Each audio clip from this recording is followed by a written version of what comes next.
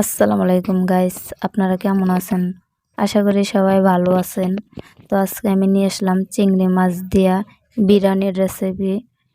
তো যার কাছে এই ভিডিওটা যাইব একটা সাবস্ক্রাইব করে দিবেন আর ফুল ভিডিওটা দেখবেন। আর আমি বিরিয়ানিটা করছি মানে স্পেশালভাবে, তাই আপনাদের কাছে শেয়ার করলাম।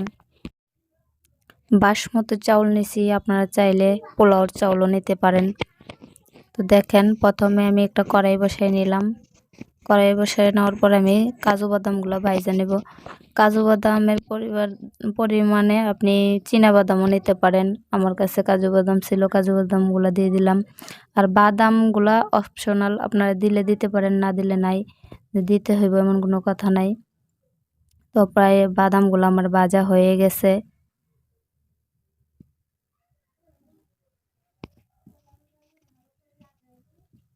বাদামগুলো আমি নামাই নিলাম। এখন আমি চিংড়ি মাছগুলো ভাইজা নেব। চিংড়ি মাছগুলো আমি বাইসা সুন্দর করে, মাঝখানে একটা রক থাকে, এই রকটা ফালায় পরিষ্কার করে নিলাম। আর লাল মরিচের গুঁড়া লবণ দিয়ে মাখাইয়া নিছিলাম। এখন আমি ভাইজা নিলাম। প্রায় ভাজাটা আমার হয়ে গেছে। এখন আমি নামাই নিতেছি। দেখেন, আর আমি একটা জিনিস বলে রাখি যে চিংড়ি মাছ গুলা আপনারা কম বেশি নিতে পারেন। চিংড়ি মাছ প্রায় আমি হাফ কেজির মতন নিছিলাম। তারপরে আমি পেঁয়াজ কুচি দিয়ে দিলাম। আর তেলের পরিমাণটা প্রায় কম মনে হইতেছে, তাই আমি তেল আর একটু দিয়ে দিলাম। সয়াবিন তেল নিছি, আপনারা চাইলে এই জায়গায় ঘিও অ্যাড করতে পারেন। ঘি হয়েছে আপনাদের কাছে অপশনাল, ঘিটা দিলে ভালো একটা স্মেল আসে, ফ্লেভার আসে, তাই ঘিটা দিতে পারেন। আমি ঘি দিছি না, রান্নার তেল দিয়ে দিছি, সয়াবিন তেল।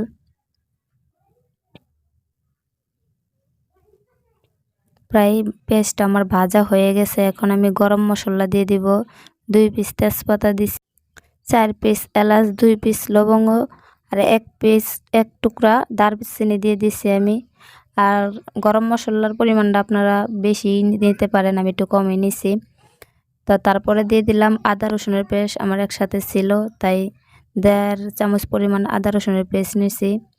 তো এই দিয়ে একসাথে মিশিয়ে নিলাম পেস্টের সাথে। এই দেখেন, প্রায় অনেকটা আমার ভাজা হয়ে গেছে।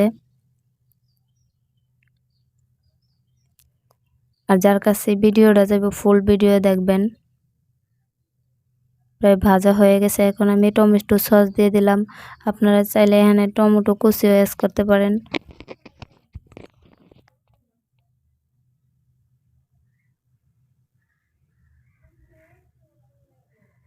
তো একসাথে আমি মেশানো হয়ে গেছে আমার, একসাথে মিশিয়ে নিলাম। তারপরে দিয়ে দিলাম ধনিয়ার গুঁড়া, লাল মরিচের গুঁড়া, স্বাদ মতন লবণ, আর দিয়ে দিলাম জিরার গুঁড়া। আপনারা চাইলে পাঁচফোড়নও দিতে পারেন, আমি দিলাম জিরার গুঁড়া। দিয়ে একসাথে মেশানোর পরে এখন আমি সামান্য পানি অ্যাড করতেছি, যে দেখা যাইতেছে মশলাটা পুড়ে যাইতেছে, তাই আমি সামান্য পানি অ্যাড করলাম। আপনারা চাইলে পানির পরিবর্তনে দুধও অ্যাড করতে পারেন। তারপরে আমি দিয়ে দিলাম টক দই। টক দইটা আমি আগে ফাটাই নিয়েছিলাম। এই দেখেন, টক দই দেওয়ার পরে আমি ভালো করে এটা একসাথে মিশিয়ে নিব। আর টক দই পরিমাণ আপনারা কম বেশি করে নিতে পারেন, আমি টক দইটা খুব কম দিছি।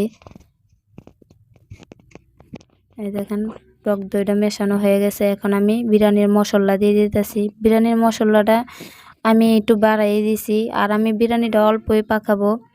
আর আমি চাউল নিছি বাসমতি, আপনারা চাইলে এই জায়গায় পোলাও চাউলও ইউজ করতে পারেন। তো এটা আমার একসাথে মেশানো হয়ে গেছে। এখন আমি তরল দুধ দিয়ে দিতেছি। আপনারা চাইলে এই জায়গায় আপনারা গুঁড়া দুধ গরম পানি দিয়ে, কুসুম গরম পানি দিয়ে মিলে তারপরে দিতে পারেন। আমি তরল দুধ দিয়ে দিছি। দেখেন মশলাটার কালারটা কত সুন্দর হয়েছে, তেলটা উপরে বাইসা উঠছে, আর দেখতেও ভালো লাগতেছে। এখন আমি দিয়ে দিব চিংড়ি মাছগুলা। তো দেখেন কত সুন্দর হয়েছে। এই যে চিংড়ি মাছগুলা দিয়ে দিতেছি, দিয়ে দিলাম। এখন আমি এই চিংড়ি মাছগুলা হালকা এর সাথে রান্না করে নিব। মানে বেশি রান্না করলে দেখা যাইব ভাল লাগবো না, একটু শক্ত শক্ত হয়ে যাব, খাইতে ভাল লাগবো না। তো আমি হালকা এই জায়গায় রান্না করে এটা উড়াই নেব চিংড়ি মাছগুলা। দেখেন, আমি এই জায়গায় চাইলে আরও মানে পানি অ্যাড করতে পারতাম, বা তরল দুধ বা গুঁড়া দুধ অ্যাড করতে পারতাম, আমি গুঁড়া দুধ বা তরল দুধ কিছুই অ্যাড করি নাই। প্রায় আমার এটা হয়ে গেছে চিংড়ি মাছগুলা যদি আমি এটার সাথেই আমি রান্না করতে থাকি দেখা যাবে শক্ত হয়ে গেছে। চিংড়ি মাছগুলো আমি নামাই নিতেছি এক পিস করে।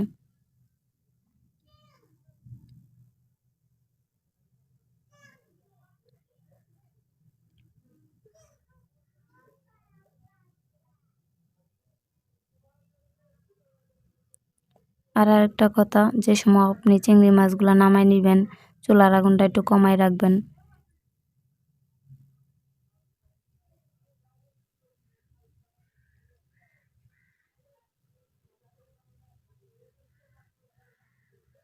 প্রায় চিংড়ি মাছগুলো আমার নামানো হয়ে গেছে।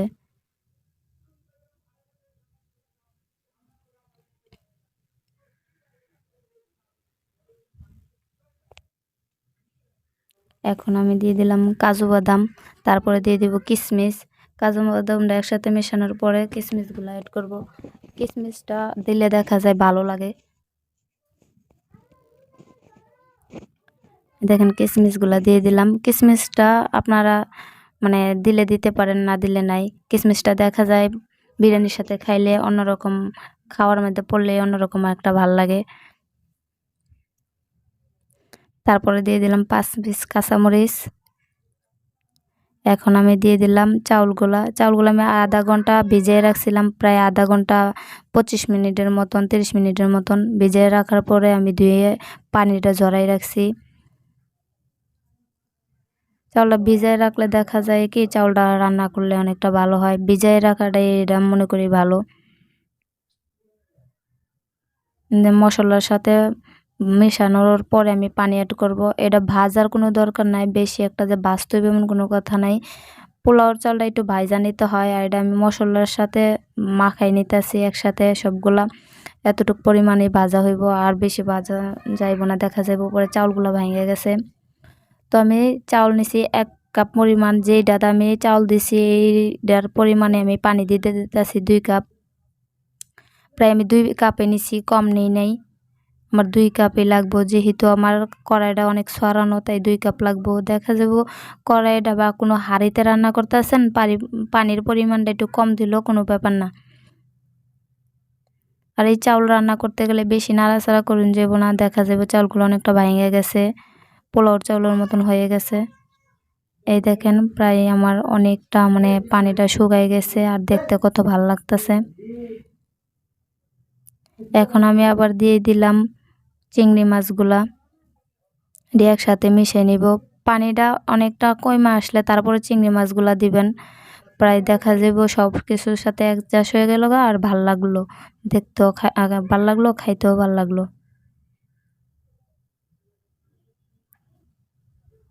এখন আমি ডাইকা দেব। এই দেখেন প্রায়, এখন আমি গোলাপ জল দিয়ে দিতেছি, তারপরে আমি কেওড়া জল দিয়ে দিলাম। গোলাপ জল কেওড়া জলটা দিলে দেখা যায় স্মেলটা ভালো আসে আর খাইতেও ভালো লাগে। আর কেওড়া জলটা না দিলেও শুধু গোলাপ জল দিয়েও আপনারা রান্না করতে পারেন। আর পানিটা দেখেন অনেকটা শুকায় আসছে, আর দেখতে কত ভাল লাগতেছে। বাসমতি চাউলগুলা কিন্তু বেশি নাড়ান যায় না, নাড়াইলে দেখা যায় যে ভাঙ্গা যায়। এই দেখেন খুব আলতোভাবে আমি নাড়াই দিতেছি, আর পানিটা অনেকটা শুকায় গেছে। আর আমি দমে বসায় রাখবো 10 মিনিটের মতন। এটাই হয়েছে আমার শেষ নাড়াচাড়া।